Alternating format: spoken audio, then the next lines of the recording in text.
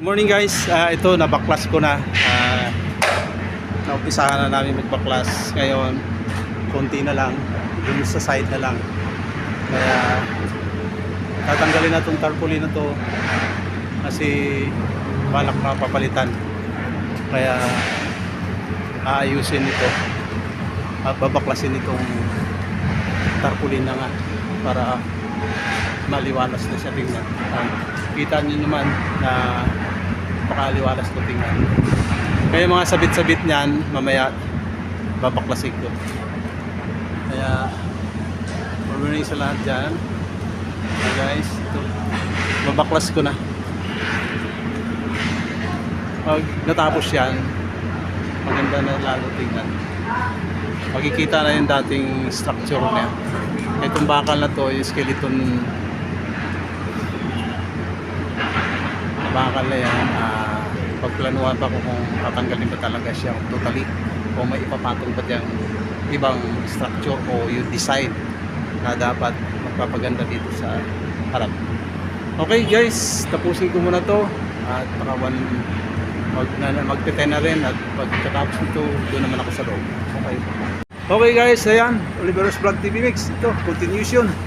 Ito na lang natira, kaya kunting ano na lang siya, mababaklas na, at saka itong plywood na nakapasok dyan, natira, mababaklasin na rin yan. Ito, kunti na lang. At pag 10 o'clock, mga 10:15, nandun na rin ako sa loob. Ang gagawin ko doon ay magbubuhay na ng mga aircon at mga escalator. Okay, ayan, si Glenn, kapasipag na bata, bilib ako dyan. Galing probinsya, pinaluwas pumunta dito, kaya ayun, dami kaming gagawin. Ito mga basura, kung sino yung may gustong tarpaulin dyan, ang dami tarpaulin, pagkalat. Ayan guys, okay na, maraming salamat sa pagsubaybay namin sa channel. Tatapusin ko lang muna ito. Okay, ayan guys, tapos na, nabaklas ko na lahat. Ito na lang pala, ito natira, babaklasin ko muna.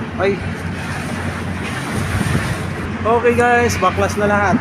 Ayun na yung dating structure niya. Itong skeleton bakal na to, yung fabricated na bakal.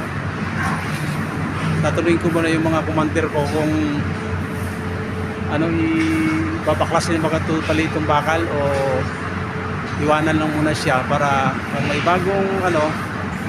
bagong design. Kaya sinterboard nilalagay dyan. Titingnan natin.